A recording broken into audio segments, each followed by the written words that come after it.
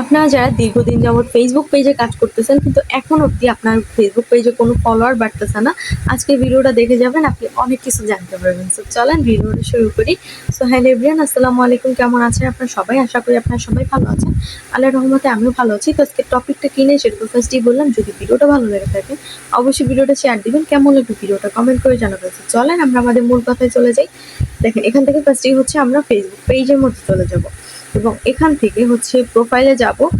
দেখেন, এই যে পেজটা আপনারা দেখতে পারবেন এখন, এটা কিন্তু আমার নিউ খোলা পেজ, মানে একদম নতুন খুলছি। জাস্ট হয়তো বা কিছুদিন ধরে চালাচ্ছি, কিন্তু মাঝে মাঝে ভিডিও দেওয়া হয়, আবার অনেক সময় মাঝে মাঝে ভিডিও দিতেও পারি না, আমার ওয়াইফাই সমস্যা করতেছে ওয়েট দেখি আসলে। তো মাঝে মাঝে এরকমের প্রবলেমের জন্য আর কি এরকম হয়। সো দেখেন, নতুন পেজ আমার, তারপরে এখানে আমার কিন্তু কন্টিনিউয়াসলি ফলোয়ার বাড়তেছে। প্লাস হচ্ছে আমার এখান থেকে 2000 ফলোয়ার হয়ে গেছে নতুন পেজ। আমার প্রফেশনাল ড্যাশবোর্ডে যদি যেয়ে দেখাই তাহলে দেখবেন যেখানে রিচ প্লাস হচ্ছে ভিউটা দেখেন ভাই, নতুন পেজে 1,12,000 ভিউ, ঠিক আছে? এটা আর কি মুখের কথা বলেন তো। তারপরে হচ্ছে যে আপনার এঙ্গেজমেন্টটা দেখেন, এঙ্গেজমেন্টটা 26,000 আছে। তো এখান থেকে মোটামুটি টাইপের আমার কিন্তু ভালোই এখান থেকে রেসপন্স আসতেছে, কিন্তু আপনারা বুঝতেছেন না যে কিভাবে আপনার ফলোয়ারটা বাড়াবেন। তারপর আমি কিন্তু এখানে মনিটাইজেশনও পেয়ে গেছি, ঠিক আছে? তো এখানে নেটে এত প্রবলেম করতেছে যে দেখাইতেই পারতেছি না।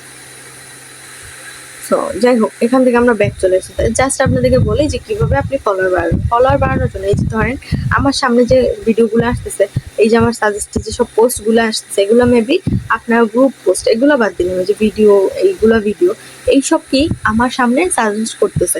সো আমার উচিত কি এইসব ভিডিওগুলো দেখে তারপরে হচ্ছে কমেন্ট করা আমার উচিত, এবং আপনারাও এই কাজটাই করবেন যে ভিডিওটা দেখে তারপরে হচ্ছে সুন্দর একটা কমেন্ট করে দিবেন।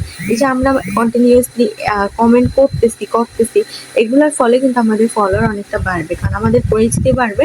তখন মানুষ আমাদেরকে চিনতেও পারবে, বুঝতেও পারবে যে আমরা প্রতিনিয়ত মানুষের কমেন্ট বক্সে সুন্দর সুন্দর কমেন্ট করি। এগুলা কিন্তু একটা ভালো দিক আপনার। তারপরে যেটা করবেন সেটা হচ্ছে নিজের কন্টেন্টটা একটু সুন্দর দিবেন।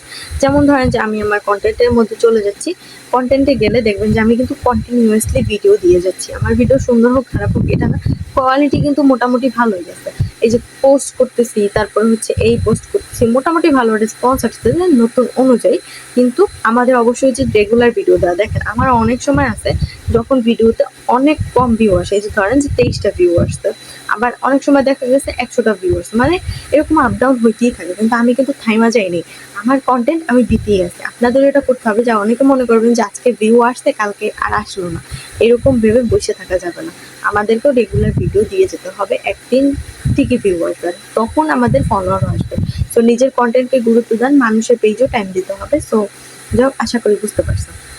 তো আজকের ভিডিওটা ছিল এই পর্যন্তই। যদি আপনাদের ভিডিওটা ভালো লেগে থাকে অবশ্যই ভিডিওটা শেয়ার দিবেন, কেমন লাগলো ভিডিওটা কমেন্ট করে জানাবেন। যদি আপনারা বুঝতে কিছু না পারেন তাহলে আবার কমেন্ট করে জানাবেন, আমি আপনাদের সাথে আরো ভালো কিছু টিপস শেয়ার করার চেষ্টা করবো। আল্লাহ হাফেজ সবাইকে, আসসালামু আলাইকুম।